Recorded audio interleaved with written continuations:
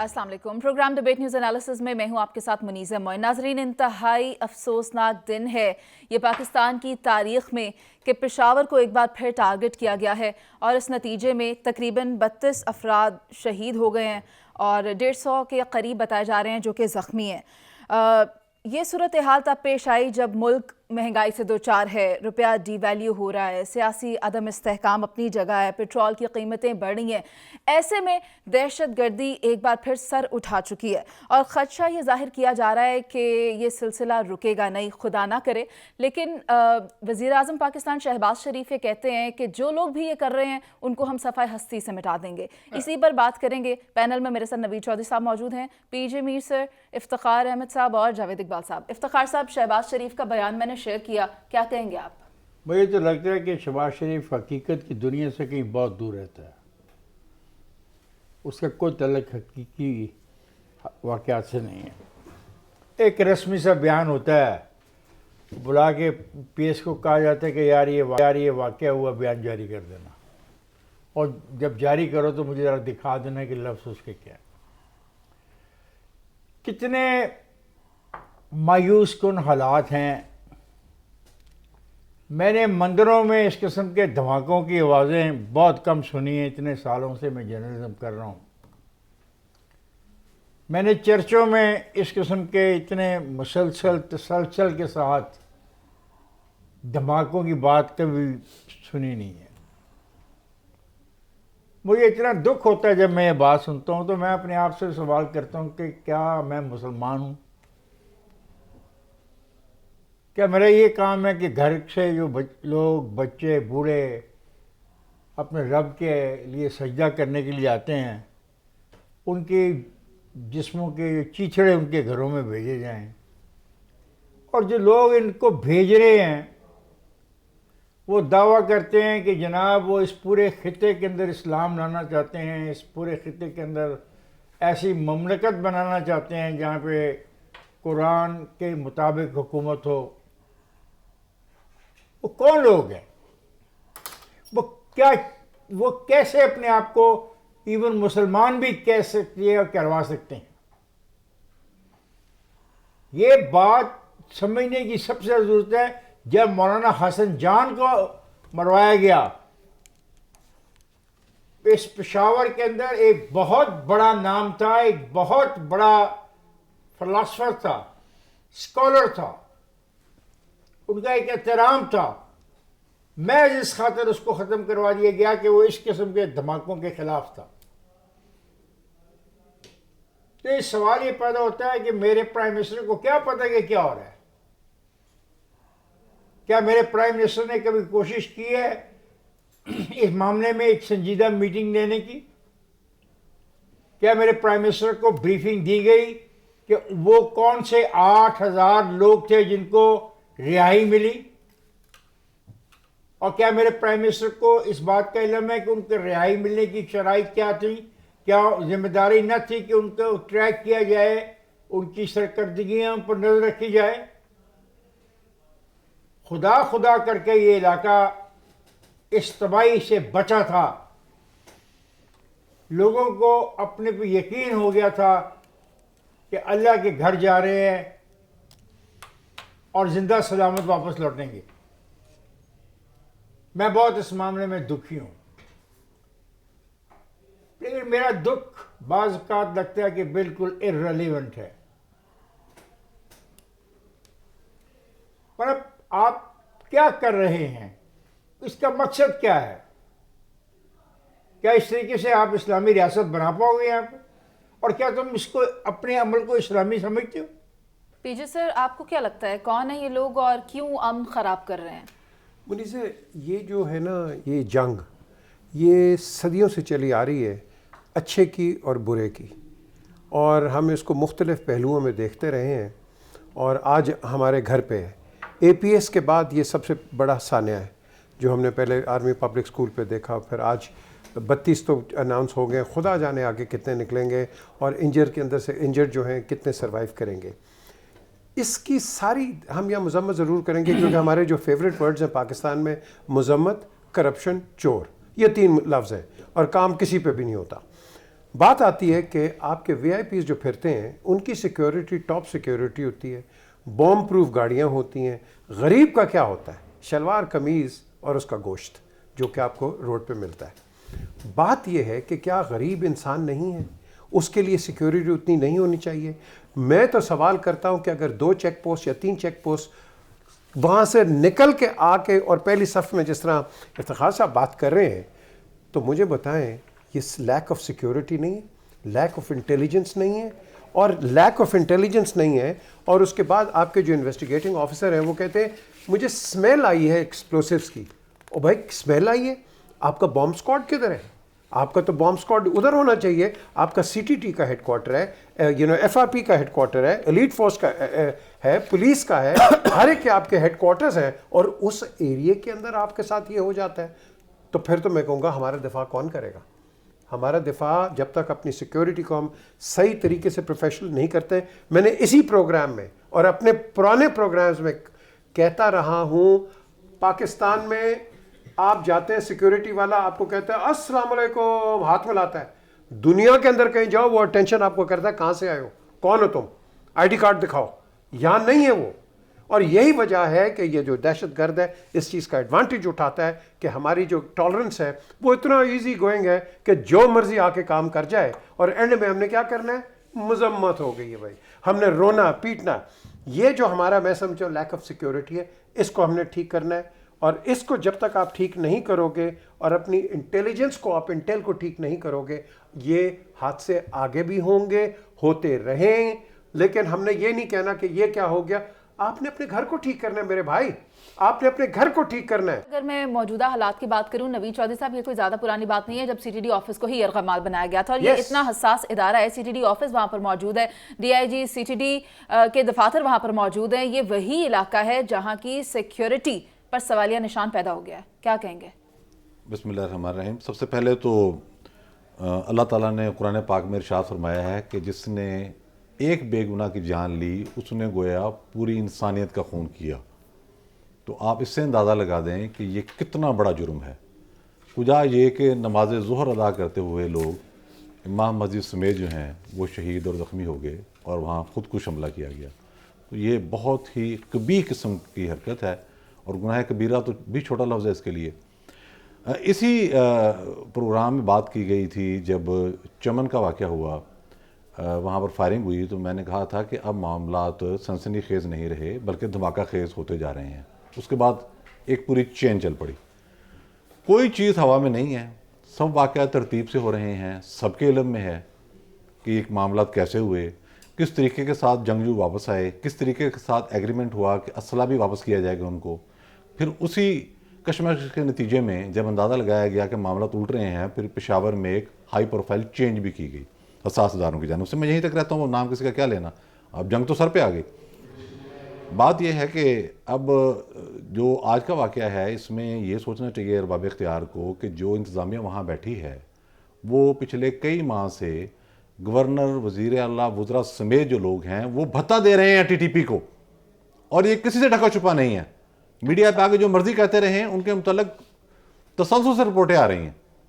وہی آئی جی ہے، وہی چیف سیکرٹری ہے، وہی انتظامیہ ہے. پنجاب میں آٹا ناپید تھا، نگران حکومت آئی، اسٹیپ کوئی نہیں لیا. انہوں نے افسر تبدیل کیے، آٹا آ گیا کہ نہیں آ گیا، ذخیرہ دوستوں نے باہر نکال دیا. بھئی کے پی کے جیسا ساز صوبہ ہے، وہاں وزیر اللہ صاحب آگے ہیں تو آتے سارے آپ ریشفلنگ کریں، وہاں جو لوگ ہیں وہ اپنے بچا پائے. اب یہ واقعہ بھی میں صرف رپورٹڈ واقعات آپ کو بیان کرتا ہوں، کوئی اندر کی خبر نہیں دے رہا. ایک ایم پی اے پر حملہ ہوا، اس کے گارڈ شہید ہو گئے، وہ زخمی ہو گیا، ہاسپٹلائزڈ ہو گیا پشاور شہر میں. گورنر، وزیر اعلیٰ، شاہ فرمان، محمود خان سمیت کسی صوبائی وزیر کی جرت نہیں اس کی عادت کرنے جائیں، کیونکہ اس کو ٹی ٹی پی نے ہٹ کیا تھا. تو جس صوبے کے اندر یہ صورتحال پیدا ہو اور خوف کا یہ عالم ہو کہ اس کی حکومت جو ہے وہ بتا دے رہی ہو، اس کے بعد ٹی ٹی پی والے وہاں آ گئے ہیں، اب انٹری ہو گئی. ان کے سہولت کار کون ہیں؟ سہولت کار جو ہیں ان تک جب تک آپ نہیں پہنچیں گے، میں افتخار صاحب کی بات کو سیکنڈ کروں گا، تو معاملے کی جڑ تک آپ نہیں جائیں گے. بہرحال اب ہمیں ایک نئی جنگ کے لیے تیار ہو جانا چاہیے. ٹھیک ہے. جاوید صاحب، وزیر دفاع خارجہ آصف کہتے ہیں کہ افغانستان سے رابطہ کریں گے اور انہیں کہیں گے کہ اپنے دہشت گردوں کو کنٹرول کریں، اور ساتھ ہی ساتھ آپ کیا کہیں گے کہ پاکستان کو اپنی افغان پالیسی پر نظر ثانی کرنے کی ضرورت ہے؟ دیکھو اس کے کئی پہلو ہیں. پہلی چیز یہ ہے کہ جن لوگوں نے حملہ کیا اگر وہ سمجھتے ہیں کہ وہ مسلمان ہیں تو وہ مسلمان نہیں ہیں. کوئی مسلمان اپنے مسلمان بھائی پہ اس طرح مسجدوں پر حملہ نہیں کرتا. تو اس لیے اس غلط فہمی یا خوش فہمی سے نکل آئیں کہ آپ جنت میں جائیں گے، آپ سیدھے جائیں گے، اس لیے اس کی فکر نہ کریں. دوسری چیز سمجھنے کی چیز یہ ہے کہ دیکھو پاکستان کی جو جیو اسٹریٹجک لوکیشن ہے، اس کے ایک طرف افغانستان ہے اور دوسری طرف انڈیا ہے. اور اگر پچھلے 40-50 سال سے دیکھیں تو جس طرح فورن پاورز کی انوالومنٹ ہے افغانستان میں اور جس طرح انڈیا کی انوالومنٹ ہے پچھلے 25-30 سال سے افغانستان میں، ان تمام بیک گراؤنڈ کو اگر دیکھیں تو پاکستان کو یہ سمجھ لینا چاہیے تھا بہت پہلے سے کہ یہ وہ مسائل ہیں سیکیورٹی کے جس کو پاکستان نے خود کنٹرول کرنا ہے.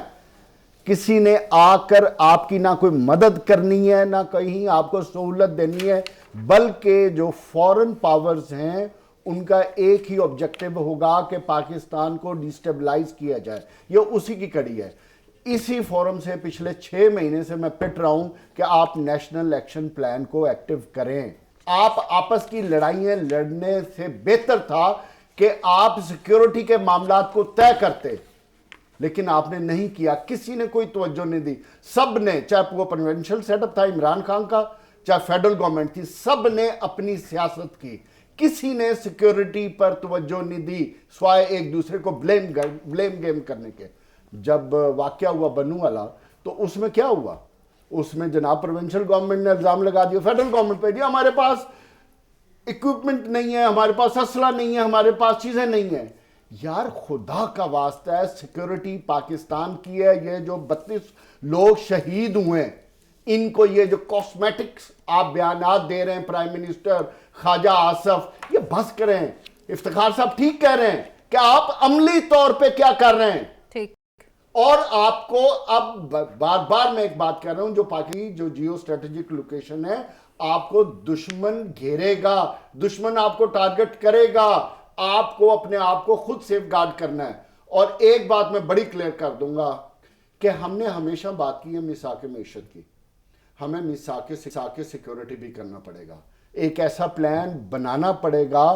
اس پلان کا تعلق کسی بھی پولیٹیکل پارٹیز کی حکومت سے نہیں ہونا چاہیے. بالکل وہ اس کو آٹو پہ چلنا چاہیے، کیونکہ جب تک یہ لوگ شہید ہو رہے ہیں کسی کا کیا جا رہا ہے ان سیاستدانوں کا. دیکھو نا، جس کے غریب کے گھر سے ایک شہید کی لاش اٹھی ہے، آپ اس سے پوچھیں اس کا کیا درد ہے. یہ تو لوگ پھر سیاست کرتے رہیں گے، چاہے پی ٹی آئی ہے چاہے پی ڈی ایم ہے. تکلیف تو اس گھر والے کو ہے.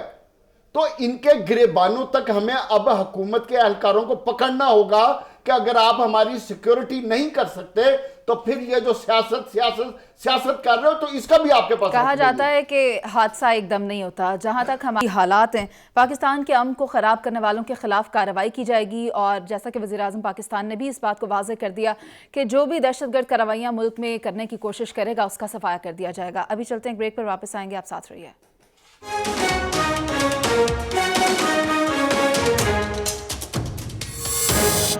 ناظرین کہتے ہیں کہ وقت کرتا ہے پرورش برسوں، حادثہ ایک دم نہیں ہوتا. اگر ملکی معیشت کی میں بات کروں تو یہ صرف چند ایک ماہ کی بات نہیں ہے. اس میں کئی ادوار شامل ہیں جس کی وجہ سے آج جو ملکی معیشت کا حال ہے وہ ہم دیکھ سکتے ہیں. پیٹرول پرائسز میں 35 روپے کا اضافہ ہو رہا ہے. ڈالر کی اگر میں انٹر بینک کی بات کروں تو 273 پر دستیاب ہے. یہ ساری صورتحال ہمارے سامنے ہے. اسی پر میں بات کروں گی. نوید چودھری صاحب، آپ کو کیا لگتا ہے حکومت کی اسٹریٹجی کیا ہے؟ اس سے پہلے میں ایک چھوٹا سا لطیفہ سناؤں گا. ایک آدمی قتل کیس میں اریسٹ ہو گیا اور اس کے جو رشتہ دار تھے انہوں نے ایک وکیل کی لڑنے چل پڑے. تو باہر سے ان کا کوئی اور واقفکار آیا، اس نے کہا یار کیس بہت بڑا ہے، کوئی بڑا وکیل کرو، پھنس نہ جانا. تو انہوں نے بڑا وکیل کر لیا. جج صاحب نے سزائے موت سنا دی. تو جس وکیل کو چھوڑا گیا تھا وہ آیا اور اس نے کہا بھائی جو کام اس نے 50 لاکھ میں کیا میں نے وہ 50,000 میں کر دینا تھا. تو یہ تو ہے اسحاق ڈار صاحب کی صورتحال کہ وہ آئے بھی، انہوں نے دعوے کیے، اصل بات دعوے کرنے کی تھی، وہ سب خالی خول نکلے اور اس سے کوئی نتیجہ برآمد نہیں ہوا. پاکستان مزید گرداب میں آ گیا. دیکھیں ہمیں حقائق پر بات کرنی چاہیے اور بار بار کرنی چاہیے. پاکستان کے اندر پوسٹ 2014 سیاست جو ہے، بلکہ 2011 سے 11 کر لیں، سی پیک شروع ہونے سے پہلے وہ ساری سی پیک کے خلاف تھی ٹوٹل. اس میں آئی ایم ایف ایگریمنٹ جب ہوا، حفیظ شیخ کرنے گئے، اور اس میں ایک نقطہ یہ بھی شامل ہے، یہاں کلیئرٹی سے میں بتا دوں کہ ڈالر ریٹ جو ہے وہی ہوگا پیٹرول کا پر لیٹر ریٹ، یہ وہاں طے کیا گیا. سبسڈیز ساری ودرا کرنی تھی، انڈرسٹوڈ ہے، قرضے ختم کرنے تھے وہ اپنی جگہ ہے. لیکن کیا کیا انہوں نے سی پیک کے سارے کاغذات بھی اٹھا کے ان کو دے دیے. یہ حفیظ شیخ صاحب کے دور کے اندر سارا کچھ ہو چکا ہے. اسی دور میں رزاق داؤد صاحب نے چیخیں ماری کہ ہم کنگال ہو گئے ہیں سارے چینلوں کے. اسی دور میں شوکت ترین نے، وہ وزیر نہیں تھے، تو انہوں نے کہا کہ بھائی ہم تو دیوالیہ ہو گئے، پاکستان کی اکانومی ختم ہو گئی. اس کے بعد وقت سے میں خبریں سنائی گئیں کہ پیٹرول 300 تک جائے گا، ڈالر 300 تک جائے گا، مہنگائی کے لیے تیار ہو جاؤ. خود وزیر اعظم عمران خان صاحب ٹی وی پر آ کے یہ کہتے رہے. تو یہ سارے معاملات کلیئر تھے، آپ آئی ایم ایف کے پاس جا چکے ہیں. اب آگے کیا ہے؟ اب آگے خالی دعوے نہ کریں. حکومت کے پاس ایڈمنسٹریٹو کنٹرول نہیں ہے، ماننے والی بات ہے نا جی. جیسے میں نے بتایا تھا کہ دیکھیں اگلی خبر میں آپ کو دیتا ہوں کہ 13 بینکوں نے 3 ماہ میں 100 روپے کمائے ڈالر بلیک کر کے، سب کو چند کروڑ روپے جرمانہ کر کے معاف کر دیا گیا. یہ آج کا عالم ہے. 10 ارب ڈالر اس وقت پاکستان کے شہریوں نے چھپا رکھے ہیں. یہ فارکس ایسوسیشن کی رپورٹ ہے، میں اپنی نہیں دے رہا، کوئی نکالنے والا نہیں ہے. افغان ٹرانزٹ ٹریڈ کے ذریعے جو کچھ ہو رہا ہے، لیگل بات کر رہا ہوں، جو اسمگلرز کو چھوڑ دیں، 2 ارب ڈالر ماہانہ وہاں جا رہا ہے. یعنی کہ فزیکل ڈسپلن نام کی کوئی چیز نہیں ہے. یہ صورتحال حکومت کی کمزوری اور بیڈ گورننس کے باعث ہر گزرتے دن کے ساتھ مزید خراب ہوتی جائے گی. اگر آپ سٹینڈ نہیں لے سکتے تو پھر آپ ہاتھ کھڑے کر دیں. یہ ممکن نہیں ہے. آئی ایم ایف کا معاہدے میں تو آپ نے جانا ہی جانا ہے، وہ تو دیکھیں دوسرا راستہ ہی کوئی نہیں ہے. لیکن اگر آپ نے اپنی کارکردگی بھی ایسی رکھی کہ آپ ڈرتے رہے مافیا سے، کارٹل سے، آپ کے پاس اختیار نہ ہوا، تو اس کے نتیجے میں بہت بھیانک نتائج برآمد ہوں گے. افتخار صاحب، یہ بھی عین ممکن تھا کہ اسحاق ڈار صاحب کامیاب ہو جاتے. انہوں نے کوششیں تو بہت کی جس طرح کے انہوں نے دعوے کیے تھے، لیکن پاکستان میں جو سیاسی جماعتیں ہیں ان کو اگر اس کا ذمہ دار ٹھہرایا جائے، کیونکہ ملک میں استحکام تو آنے ہی نہیں دیا کہ پریکٹیکلی کچھ کیا جاتا، اور وہ ساری صورتحال دیکھتے ہوئے دوست ممالک نے بھی ہاتھ کھڑے کر دیے. آپ کیا کہیں گے اس پر؟ دیکھیں اس میں تو کوئی سائنس کی بات نہیں ہے. آپ نے ایک معاہدہ کیا، آپ کو اس معاہدے پر عمل کرنا ہے، آپ اس معاہدے پر عمل کر رہے ہیں، اور عمل کرنے کے نتائج یہی ہیں جو آپ دیکھ رہے ہیں. اس میں تو کوئی کسی کی بہادری یا کسی کی طاقت یا کسی کا نیشنلزم یا کسی کی کوئی اچھے اسکول سے پڑھے ہونے کا کوئی فائدہ نہیں ہے. آپ نے ڈیسائیڈ کیا ہوا ہے، جنوری میں آپ یہ ڈیسائیڈ کر چکے تھے، تو اب روتے کیوں ہیں آپ؟ یہ بات سے میں اتفاق کرتا ہوں نوید چودھری کی، اگر بس کی بات میں ہاتھ کھڑا کر دیں کہ ہم سے نہیں حکومت چلتی، اس کو دے دیں جو زخمی ہے، وہ آئے اور حکومت چلائے. اور جو یہ پیٹرول کی قیمت بڑھی ہے اس کو فوراً کم کرے، آٹے کی قیمت کو کم کرے، چینی کی قیمت کو کم کرے، دالوں کی قیمت کو کم کرے، گوشت کی قیمت کو کم کرے. گڈ، ویری گڈ، میرے لیے تو بڑا اچھا ہے. لیکن پرابلم کہیں اور ہے. پرابلم ہے کہ جب آپ سائن کر چکے ہو، آپ کو پتہ ہے کہ آپ کیا ہونا. ابھی میرے ساتھ جو دوست بیٹھا ہے یہ مجھے خوف زدہ کرے گا، اپنی طرف سے خبر دے گا ابھی کہ افتخار صاحب ابھی تو اتنا اور بڑھنا ہے. او بھائی مجھے پتہ بڑھنا ہے، کیونکہ یہ تو لکھا ہوا ہے کاغذ پہ کہ بڑھانا ہے. تو ایک بات ہے جو ہو سکتی ہے پاسبل، گورننس. اس گورننس نام کی بھی چیز کوئی نہیں ہے. پنجاب میں تھوڑا سا حالات اچھے ہوئے ہیں، آٹے کی جو قطاریں اور لائنیں لگی تھی وہ کم ہوئی ہیں تھوڑی سی، اس وجہ سے کہ وہ گورننس کے ذریعے ہو سکتی تھی. لیکن یہ پیٹرول کسی کے ہاتھ میں نہیں ہے. جو آپ نے وعدہ کیے تھے، دیکھیں کل تھا 303 روپے چنائی میں 303 روپے لیٹر تھا. لیکن وہاں کی جو اقتصادی صورتحال ہے وہ اس کو برداشت کر سکتی ہے. ہمارے اقتصادی صورتحال تو برداشت ہی نہیں کر سکتی. میں اس پہ تبصرہ نہیں کرنا، وقت ضائع کرنا ہے اور آپ کا ٹائم بہت ضائع ہو جاتا ہے. سر آپ جس دوست کی طرف اشارہ کر رہے ہیں انہی سے مشورہ کر لیتے ہیں. کیا ہے وہ مطلب ایک ماہر آدمی ہمارے پاس بیٹھا ہے، وائی ناٹ تو اس کی خدمات حاصل کی. حکومت کی حکمت عملی کیا ہے بتائیں، کیونکہ افتخار صاحب کہہ رہے ہیں آپ زیادہ بہتر بتا سکتے ہیں. ابھی تو فی الحال حکومت کی حکمت عملی ہے کہ میاں نواز شریف صاحب کو کوئی ایسی چیز کھلائی جائے جس سے ان کو نیند آ جائے. کیونکہ جو اتنی بڑی پرائس کتنی گئی ہے غیر اوپر ذمہ گفتگو ہے۔ ذمہ دارانہ یہ وہی جاوید نہیں ہے صاحب، نواز شریف یہ ہیں کھلائی جب جائے، عمران نہیں، خان ہمیں کی کھلائی جانے حکومت میں میں 5 روپے بڑے تھے تو ان کی رات کی نیندیں اڑ گئی تھیں اور وہ میٹنگ چھوڑ کے گئے تھے، اور مریم نواز شریف کی آفیشیل سٹیٹمنٹ ہے۔ تو پہلی چیز یہ، دوسری بات اسحاق ڈار صاحب آئے، بڑی امیدیں تھی چودھری صاحب نے، بڑا کچھ کر سکتے تھے۔ میں بتاتا ہوں پچھلے 3 مہینے میں جو انہوں نے فیصلے نہ کر کے اس ملک کو 5 ارب ڈالر کا نقصان کیا، وہ یا افتخار صاحب ادا کریں یا پی ایم ایل این کی حکومت ادا کریں یا ان کے اوپر آرٹیکل 6 لگنا چاہیے۔ یہ ابھی اس نے کہا کہ 3 فیصلے غلط کیے گئے، بالکل خدا کے واسطے فیصلے بتایا کرو۔ فیصلے بتا رہا ہوں، 3 مہینے سے آپ نے فیصلہ نہ کر کے جو 5 ارب ڈالر کا نقصان کیا ہے اس کا نقصان آپ نے پورا کرنا ہے۔ نہیں، کس نے پورا کرنا ہے؟ آپ کی نیگلیجنس، آپ کی کون سا فیصلہ تھا یہ پوچھ رہا ہوں۔ بھائی یہ جو آئی ایم ایف والی جو کنڈیشنز آج آپ پورا کر رہے ہیں تو وہ آپ کو 3 مہینے پہلے کرنا چاہیے تھا۔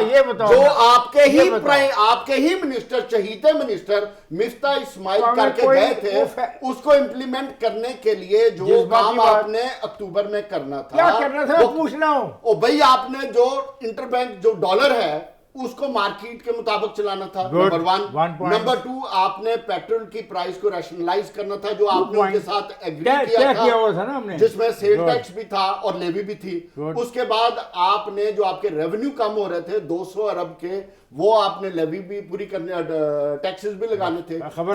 تیسرا ایک سیکنڈ سنیں، تیسرا آپ نے بجلی کا جو سرکولر ڈیٹ تھا اس کو کم کرنا تھا، تیسرا گیس کا سرکولر ڈیٹ کم کرنا تھا۔ یہ تو ابھی ایک کام کی باتیں آ رہی ہیں، اور یہ ساری آئی ایم ایف میں کیا تھی؟ یہ مفتاح سائن کر کے آئے تھے، اور یہ ابھی صرف مفتاح اسماعیل خان جس کو ادھر سے فون کر کے سیک کر کے نکالا گیا، پھر اس کے بعد چودھری سرور صاحب نے ایک جملہ کہا تھا کہ 6 ارب ڈالر کے عوض ہم سے ہر چیز لکھوا لی گئی ہے۔ تو آپ کو چودھری صاحب آپ کی فیورٹ حکومت تو معیشت کا بینڈ بجا کر آئی تھی کہ ہم تو معیشت درست کرنے ہیں، تو آپ نے درست کرتے کرتے اس معیشت کو قبرستان بنا دیا۔ نہیں، ان سے نہیں ہوئی۔ یہ تو آپ کی نہیں، عمران خان صاحب قبر اتنی گہری کھود گیا کہ مٹی ڈال رہے ہیں، پوری نہیں ہو رہی۔ کیسے الزام لگا سکتے ہیں؟ دیکھیں وہ قبر اتنی گہری کھود گیا ہے، مٹی ڈال رہے ہیں۔ نہیں تھے، آپ کی صلاحیت نہیں تھی، تو پھر آپ نہ ہم نے تو کہا، دیکھیں ہم نے تو کہا کہ ایسا کنٹرول نہیں جاوید صاحب یہ ملک ہمارا ہے۔ وہ ایک پیج نے ملک کا جو بڑا کر کیا،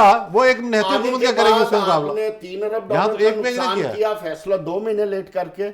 جناب اسحاق ڈار نے 5 ارب ڈالر کا نقصان کیا۔ میرا سوال، اور اس قوم کو اب اٹھنا ہوگا، یہ سوال کرنا ہوگا اس حکومت سے کہ آپ نے اس قوم کا 8 ارب ڈالر کا جو نقصان کیا ہے فیصلہ نہ کر کے، کبھی آپ این ایس سی کے پیچھے بھاگ رہے ہیں، کبھی آپ ان سے گارنٹیاں مانگ رہے ہیں کہ آپ ہمیں حکومت دیں، اور بھائی تمہیں گارنٹیاں چاہیے تو جاؤ عوام کے پاس، عوام سے آپ بھاگ رہے ہو۔ جاوید صاحب یہ ایک ٹینیور کی بات نہیں ہے، جاوید صاحب یہ ایک ٹینیور کی بات نہیں ہے، یہ بات نہیں ہے، اس میں ہر کوئی برابر کا شریک ہے۔ یہاں تک اس نہج تک اگر ہمارا ملک پہنچا ہے تو اس کے ذمہ دار سب کے سب ہیں۔ پی جے سر، میں چاہوں گی کہ آپ عوام کو بتا دیں اس ملک کے کہ آئی ایم ایف کی شرائط پر عمل کرنا اتنا ضروری کیوں ہے؟ دیکھیں، آپ نے ابھی ایک جملہ بڑا اچھا استعمال کیا ہے، سب ذمہ دار ہیں۔ اسد عمر لے لو، حفیظ شیخ لے لو، شوکت ترین لے لو، مفتاح اسماعیل لے لو، اسحاق ڈار لے لو، ہم نے کسی کو چھوڑا ہے؟ کسی کو نہیں چھوڑا، کسی نے ہمیں بھی نہیں چھوڑا۔ نہیں، بات یہ ہے کہ آج میں آپ کو بتاتا ہوں نا، آج آپ انڈر اٹیک ہیں۔ ایک تو دہشت گردی کا اٹیک، دوسرا پیٹرول کا اٹیک، ان 5 بندوں نے کیا ہے، قوم کا کیا قصور ہے؟ سر دیکھیں، بات سنیں، قوم کا کیا قصور ہے؟ قوم نے ان کو الیکٹ کیا ہے۔ اچھا، بات یہ ہے تو یہ سزا ان کی نہیں، تو پھر بھگتے نا، پھر بھگتے، چلو پھر قوم کو جیسے بھگتے۔ دا کوشچن از کہ آپ نے اس وقت جو ایک رول ادا کرنا ہے، برا وقت ہے پاکستان پہ، آپ کھڑے رہیں برے وقت میں پاکستان کے ساتھ۔ اگر آج آپ نے تنقید اور بیڑا غرق کرنے کی بات کرنی ہے تو سر پھر آپ کی بڑی دیر سے بیڑا غرق ہو رہا ہے۔ آپ کہیں نہ کہیں بیٹھ جائیں۔ اسحاق ڈار آپ کا دشمن نہیں ہے، غلطیاں ہو جاتی ہیں، مس کیلکولیشنز ہو جاتی ہیں، سر سنیں تو صحیح، غلطیاں ہو جاتی ہیں۔ سنجیدگی کے اندر آپ نے، میں سمجھتا ہوں کہ یہ پی ڈی ایم کی گورنمنٹ، ان کو چاہیے، بڑے اچھے لوگ بیٹھے، پاکستان کا اربوں ڈالر کا نقصان ہو گیا، آپ سر نقصان کب کا نہیں ہو رہا، 70 سال کا آدمی کی جس کی تباہی ہو گئی اس کو آپ کی غلطیوں کا بھگتان کرنا۔ واہ، غریب آدمی کا نام نہ لیں، کیونکہ آپ غریب آدمی کا لیتے ہیں جب آپ کو ووٹ چاہیے ہوتا ہے، چھوڑ دیں، آپ غریب آدمی اس طرح پسے گا اور پستا رہے گا۔ بات یہ ہے کہ اس وقت آپ کو چاہیے کہ آپ کے پاس اچھے اکانومسٹ ہے، بنگالی صاحب ہیں، کہ اشفاق علی خان ہے، سینیٹر احمد علی ہیں، جنہوں نے بجٹس پریزنٹ کیے ہوئے، کنسلٹ سے یہ سب پٹ رہے ہیں کہ آپ نے اگر سائن کیا تو اس پہ امپلیمنٹیشن کریں، پھر 3 مہینے کیوں انتظار کیا آپ یہاں پاکستان کے کسی بینک میں جائیں گے، وہ آپ سے کولیٹرل پوری کنڈیشنز بھر کے آپ کو پیسے دیں گے، IMF بھی دیں گے. ہمارے پاس پرابلم ہے سر، جو ابھی کیا یا 3 مہینے پہلے کیا جا سکتا تھا. دیکھیں یہ نقصان تو نہ ہوتا، نہیں نقصان ہونا تھا، نہیں ہونا تھا. دیکھیں بات سنیں، ہمیں یہاں تھوڑی سنجیدگی دکھانی ہے جاوید، تھوڑا صبر دکھانا ہے. اگر آپ اور میں یہاں الجھ کے ان کے سامنے غریب آدمی کی بات کرتے ہیں تو وہ تو ڈر جائے گا. جس طرح آپ نے پیٹرول، وہ آلریڈی ڈر چکا ہے. جس کی 30,000 تنخواہ، آپ اس سے ملیں، اس سے پوچھیں وہ کتنا ڈرا ہوا ہے. جاوید صاحب، ہمارا آدمی نہیں ڈرنے والا. پاکستانی جو ہے نا، یہ ڈرنے والا نہیں ہے، یہ بھوک سے بھی زندہ رہتا ہے. اس نے اپنے گھر بچوں کو راشن بھی دینا ہے، بجلی کا بل بھی یہ دینا ہے، پہلے بھی کرایہ بھی پرابلمز دینا ہے. آئی ہیں جاوید صاحب، صاحب، یہ تو پہلے بھی وہی معاملہ ہو گیا نا، مشکلیں اتنی بڑی کہ آسان ہو گئیں. لیکن اگر لوں کہ عوام پر بوجھ ڈالنے سے تو ہم باز نہیں آ رہے، لیکن اگر ہمارے ادارے رضاکارانہ طور پر اپنے اخراجات میں کمی کر لیں تو شاید چیزیں بہتر ہو سکتی ہیں. ابھی ہم ایک چلتے ہیں بریک پر، جس کے بعد واپس آئیں گے اور بات کریں گے عمران خان نے جو الزام لگایا تھا آصف علی زرداری پر، اس پر. آپ ساتھ رہیے.